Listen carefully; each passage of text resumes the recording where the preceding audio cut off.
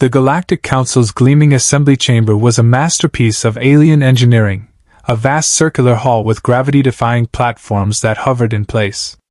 Delegates from 1,000 worlds sat in their seats of polished obsidian, their forms as varied as the stars they represented. Yet, despite the grandeur of the setting, the atmosphere was heavy with tension. In the center of the chamber, Earth's ambassador, Elena Voss, stood tall.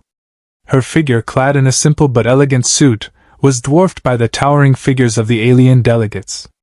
She projected calm confidence despite the condescension radiating from her counterparts. "I ask for the Council's intervention," Voss said, her voice unwavering. "The blockade of Earth's trade routes by the Coalition is a violation of the Galactic Accord.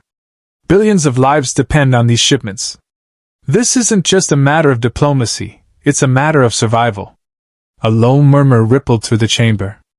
Many alien delegates exchanged glances, their expressions ranging from dismissive to mildly amused. "Ambassador Voss," drawled Delegate Vornax, a towering reptilian from the Drakari Empire. His scales gleamed like molten gold under the chamber's ethereal light. "Your species has a history of overreacting to perceived slights. Perhaps this is one of those times." A wave of muted laughter swept through the assembly. Voss's jaw tightened, but she held her ground. "We're not overreacting. The Coalition's actions are deliberate provocations. If left unchecked, they could destabilize the entire sector." Delegate Uria, an amphibious diplomat with translucent blue skin, leaned forward. "Perhaps humanity should consider concessions. After all, as a relatively young species, your position in the galactic community is tenuous at best." Voss's composure remained intact, but inside, she was fuming. For decades, humanity had endured slights and provocations, striving to prove themselves in a galaxy that saw them as fragile newcomers. Earth had joined the Galactic Council with hope, only to face constant belittlement. But this time was different. The blockade wasn't just an insult, it was a direct threat. "I urge the Council to act," Voss said, her voice firm. "This isn't just about Earth. It's about upholding the principles of the Accord." The Council's ruling came hours later, delivered with a lack of urgency that only deepened the insult. The request for intervention was denied, cloaked in the diplomatic language of neutrality and procedure. When Voss returned to her delegation's chambers, her team awaited her with grim expressions. General Marcus Kane, Earth's military envoy, stood by the window overlooking the alien capital's shimmering skyline. His broad shoulders were tense, his face set in a stony mask. "They dismissed us again," Kane said, his voice low and edged with barely restrained anger. Voss nodded. "They're not going to help. It's up to us now." Kane turned to face her, his steel-gray eyes locking onto hers. "If they won't listen to reason, we'll make them listen to something else. The Coalition thinks we're weak. The Council thinks we're expendable. It's time we reminded them who we are." Voss hesitated for a moment, weighing the gravity of what Kane was suggesting. Finally, she nodded. "Do it." Back on Earth, the news of the Council's inaction spread like wildfire. Protests erupted in cities around the globe, but so did a unified resolve. For too long, humanity had sought acceptance in a galaxy that saw them as little more than an annoyance. In the sprawling command center of Earth's defense network, preparations began. Engineers, scientists, and military leaders worked tirelessly, their efforts fueled by a shared sense of purpose. If the galaxy wouldn't protect humanity, then humanity would protect itself. The final spark came days later. Coalition ships intercepted a convoy of relief supplies bound for Mars. The freighters were destroyed, their crews left stranded in the cold void of space. It was a message, a brutal reminder of the Coalition's power. For Earth, it was the last straw. At a hastily convened press conference, General Kane addressed the world. His voice carried the weight of generations of resilience. "We've always believed in peace," he began. "We've sought cooperation and mutual respect in a galaxy that has given us neither. But there comes a time when patience is no longer a virtue. Today, we say enough. Enough disrespect. Enough provocation. Enough watching as our people suffer." Kane's declaration echoed across the galaxy, amplified by every human colony and ally. Earth's fleets mobilized, their engines burning bright as they prepared for a conflict that many believed would be their last stand. But humanity didn't see it that way. To them, this wasn't the end. It was the beginning. The galaxy trembled as news spread of Earth's declaration of war. The Galactic Council, which had long been the governing body of the universe's diverse civilizations, watched in shock as humanity, a species once regarded as weak and fragile, boldly challenged the established order. For decades, humanity had worked tirelessly to earn a place in the galactic community, offering technological advancements, medical knowledge, and trade to the various factions. But their efforts had been met with condescension, exploitation, and, in the case of the Coalition's blockade, outright aggression. Now, humanity was making its stand. General Marcus Kane stood at the helm of the Earth fleet, his gaze fixed on the holographic map that displayed the vast expanse of space. His face was stern, lips tight with resolve. Around him, officers and strategists buzzed with activity, preparing for the inevitable conflict. The Coalition may have had more firepower, more ships, more resources, but Earth had something they hadn't counted on: unity and ingenuity. "We've been underestimated for too long," Kane muttered, his voice cold as he addressed his officers. "They thought they could break us with trade routes, with sanctions. Now we're going to make them regret it." Lieutenant Colonel Sarah Mitchell, Kane's second-in-command, stepped forward, her face grim but determined. "We've been mobilizing the civilian fleet. Every ship with a pulse engine, every freighter we can retool into a combat vessel, is ready. The Coalition won't know what hit them." Kane nodded. "Get them into formation. We've got one shot at this. If we fail, we go down together." In the conference room below deck, Ambassador Elena Voss watched the proceedings unfold, her heart heavy with the weight of what was about to happen. Humanity's future was in the hands of those who had been dismissed as irrelevant by the greater powers of the galaxy. Now, those same powers would have to reckon with humanity's resolve. "Do you really think this is the right move?" Voss asked, turning to the military strategist, General Ralvek, a towering figure from the Vurian species who had been working closely with Earth's commanders. Ralvek, who had long admired humanity's resilience, met her gaze with a rare moment of hesitation. "I've never seen anything like this before. The Coalition made a grave miscalculation when they assumed you would back down. You're not a species to be ignored. We've been forced to this point," Voss replied quietly. "For too long, we've been patient, hoping for peace, hoping for respect. But now, when the stakes are higher than ever, we're no longer willing to wait for approval." The briefing room filled with a tense silence as the doors slid open. General Kane entered, flanked by his officers. "The fleet is ready," he declared, his tone resolute. "We're heading to the Coalition's stronghold. They'll feel humanity's wrath, and this time, it will be the last time they underestimate us." Across Earth's fleet, preparations were complete. Every ship, whether a military vessel or a civilian cargo freighter retrofitted for combat, was now part of a massive armada that dwarfed anything the galaxy had ever seen. The fleet assembled in orbit, a testament to humanity's resolve. The ships were filled with soldiers, engineers, pilots, and civilians, united under one banner, one cause. They were not just fighting for Earth, they were fighting for every human being across the galaxy. The communications channels buzzed with the voices of officers from various human colonies. Mars, Europa, Titan, all rallied to Earth's call. As the fleets moved into formation, a chilling silence settled across the ships. Their course was set, the heart of the Coalition's power, the orbital fortress that controlled the galactic trade routes. But the path was fraught with peril.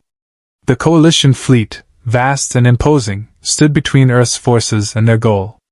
Intelligence reports indicated that the Coalition had sent reinforcements, elite mercenary forces, battle-tested and ruthless, poised to stop humanity in its tracks. "We're outnumbered," General Kane said, surveying the data as it flickered across the bridge's screens. "But they won't anticipate our tactics. We'll hit them where they're weakest. Sir, our scouts have reported that the Coalition is preparing for a counteroffensive." one of the officers warned. They've stationed their most formidable warships along the trade route. Kane's jaw tightened. They don't know us. We've fought for everything we've earned. And this time, we won't just be the underdogs. We're going to show them what humanity is made of. The fleet moved into position, the battle for the galaxy's future just beginning. On the bridge of the Resolute, humanity's flagship, General Kane watched as the first waves of coalition warships entered his field of view. Their sleek designs gleamed in the starlight, but the Earth fleet, though smaller, was filled with determination. The first shots rang out. Explosions lit the black void of space as the fleets collided in an epic battle. The coalition had the numbers, but humanity had the edge. Their smaller, more maneuverable ships darted between the larger, slower coalition warships, striking at weak points with surgical precision. As Ryan Carter and the rest of the fleet's crew engaged in battle, the tension grew palpable. This wasn't just about survival. This was humanity's moment to prove its place in the galaxy. The war was no longer something to fear, it was something that would change the course of history. The battle raged on, a cacophony of explosions and flashing lights lighting up the vast expanse of space. The human fleet, though vastly outnumbered, fought with a ferocity that sent shockwaves through the coalition forces. Each ship, whether a military vessel or a civilian retrofit, moved with deadly purpose, their weapons firing in perfect coordination. The resolve in the eyes of the soldiers, pilots, and civilians was unshakable. General Kane stood on the bridge of the Resolute, watching as the battle unfolded before him. His mind raced through every possibility, weighing the risks and rewards of each move. The coalition had already deployed reinforcements, a fleet of enormous warships with nearly impenetrable armor. These vessels were the backbone of the coalition's military, and they represented everything that humanity was up against. "The coalition's main fleet is in range," reported Lieutenant Mitchell, her eyes scanning the tactical readout. "They've deployed their flagship, the Nemesis. It's a behemoth. We'll need a miracle to break through." Kane's gaze never wavered from the screen.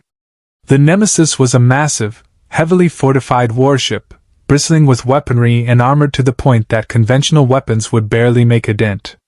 But Kane had fought too many battles to be intimidated by the impossible. "Miracles don't win wars," Kane muttered. "Tactics do." He turned to his crew. "Listen up. We've got a small window. Their flagship is the key. If we can disable the Nemesis, the rest of their fleet will lose cohesion. I want everything we've got aimed at that ship. Mitchell, get the Phoenix and Vanguard to flank them. We're going to hit them where it hurts." The crew moved quickly, working with military precision as the Resolute moved to position itself. The human fleet, having fought through the opening waves of coalition ships, was now ready for its next phase. Ryan Carter, on board the Resolute, felt the adrenaline surge through him. His hands gripped the controls as he prepared to make his move. "Time to show them what humanity is capable of," Ryan said under his breath. The Resolute fired a series of missiles at the nearest coalition cruiser, sending it spiraling into the path of the Nemesis flagship. The maneuver was a calculated risk, but it created the perfect distraction. As the Nemesis turned to intercept the incoming threat, the Phoenix and Vanguard struck, launching a salvo of guided laser beams at the warship's flanks. But it wasn't enough. The Nemesis shrugged off the initial assault, its shields flickering but holding strong. The sheer size and firepower of the coalition flagship were overwhelming, and it was clear that this wasn't going to be a quick battle. Ryan could feel the weight of the situation pressing down on him. They needed something more, something unexpected. "General Kane, we've got a problem," Mitchell said urgently. "Their secondary fleet is closing in on our rear. If we don't act fast, they'll trap us between them and the Nemesis." Kane's mind worked quickly. "Mitchell, send the Vanguard to intercept their reinforcements. We'll keep the Nemesis distracted. I'm going in." "What?" Mitchell exclaimed, turning to face him. "General, that's a suicide mission. The Nemesis is armed to the teeth." "I've led us this far," Kane replied, determination in his voice. And I'm not going to let humanity go down without a fight. We don't back down. We never have. Without further hesitation, Kane ordered the Resolute to make a direct charge at the Nemesis.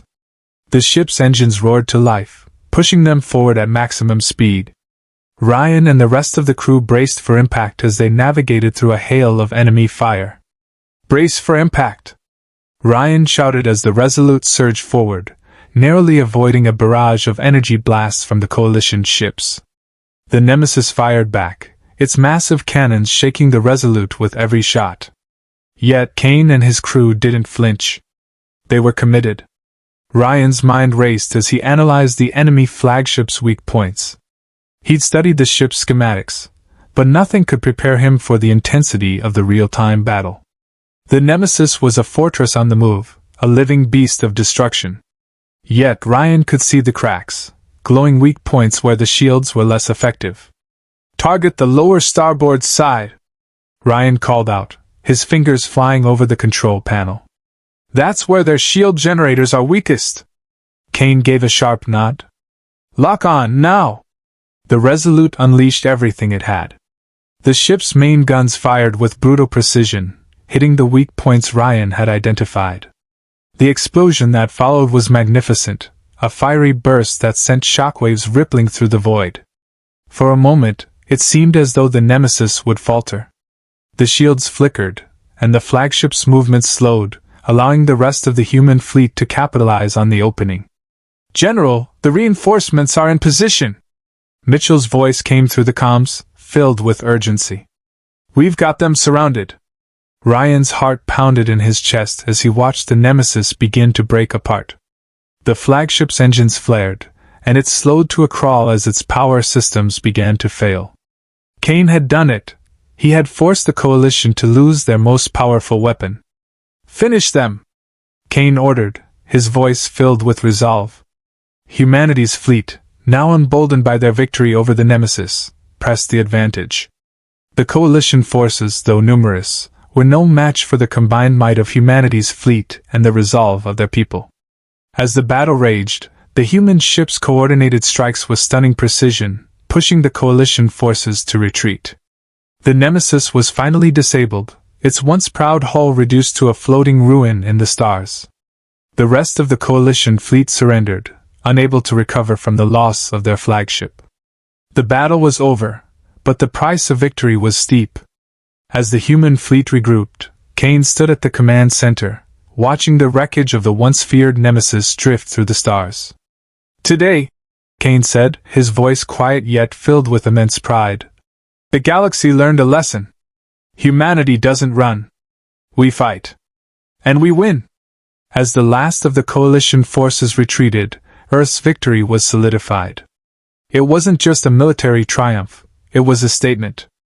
Humanity had proven that they were not to be underestimated. The universe would never forget the day when humanity's patience finally broke. The battlefield was silent, save for the hum of the ship's engines and the distant, dying echoes of the Coalition's retreat. The once imposing Nemesis lay in ruins, a testament to humanity's grit, ingenuity, and unyielding determination. Around it, the debris of destroyed warships floated in the vacuum of space, their once proud hulls now twisted and torn. On the bridge of the Resolute, General Marcus Kane stood still, his eyes locked on the wreckage of the Coalition flagship. His expression was somber, though his heart swelled with the pride of victory. The battle had been brutal, the stakes higher than anything humanity had faced before. But against all odds, they had succeeded. The Coalition had underestimated them, and now the galaxy would know that humanity was no longer a force to be dismissed. "General," Lieutenant Mitchell called out, breaking his reverie. "The fleet is regrouping. We've received messages of surrender from the remaining Coalition forces." She paused, then added, "We've won." Kane turned to her, his voice steady. "We've won, but this war isn't over. This victory, it's just the beginning." His eyes darkened as he spoke. "The Coalition will remember today, and they'll fear us from now on. But there will be others, more threats. And we will face them just like we did this one. As a united front, with no hesitation." Mitchell nodded, her gaze unwavering. "Of course, sir. But today, humanity proved something to the galaxy."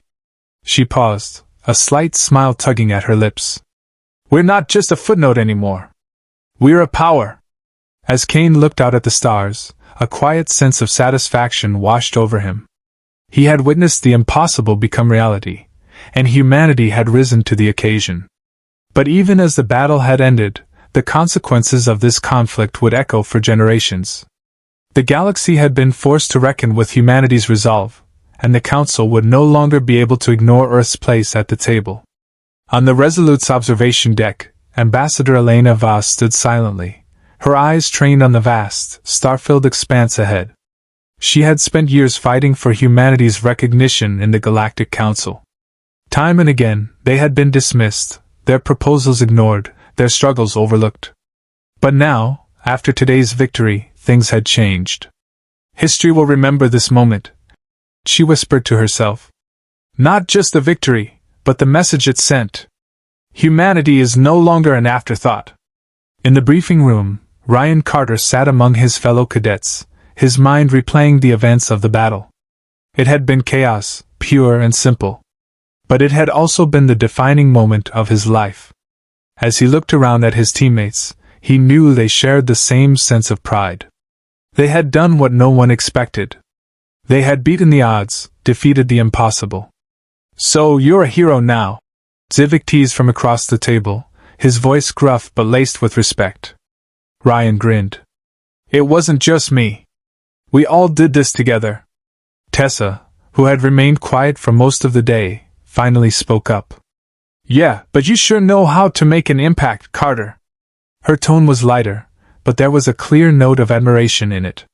Ryan leaned back in his chair, letting out a long sigh. "We've all got a place in this. The battle was won because we worked as one. That's what matters most." As the cadets shared their stories and relished in their victory, the mood in the room was palpable. They weren't just survivors, they were champions. The future of humanity had been cemented in that moment. They had proven that Earth, despite its history of being underestimated, had the strength to stand shoulder to shoulder with the galaxy's most powerful civilizations. Kane's voice echoed across the comms as he addressed the fleet. "This battle was a turning point. The galaxy saw what we're capable of. And now, we make sure they never forget who we are." On Earth, the victory was celebrated in the streets. People cheered, waving flags and singing songs of triumph. But amidst the celebrations, there was a quiet understanding that this victory was only the beginning. Humanity had made its mark. And while this chapter was closed, the next challenge loomed on the horizon.